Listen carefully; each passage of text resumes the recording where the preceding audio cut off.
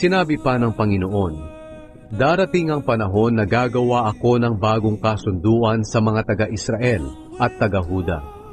At hindi ito katulad ng unang kasunduan na ginawa ko sa kanilang mga ninuno noong pinatnubayan ko sila sa paglabas sa Ehipto. Kahit na ako'y parang asawa nila, hindi nila tinupad ang una naming kasunduan. Sinabi pa ng Panginoon, ito ang bagong kasunduan na gagawin ko sa mga mamamayan ng Israel pagdating ng araw na iyon. Itatanim ko sa isipan nila ang utos ko at isusulat ko ito sa mga puso nila.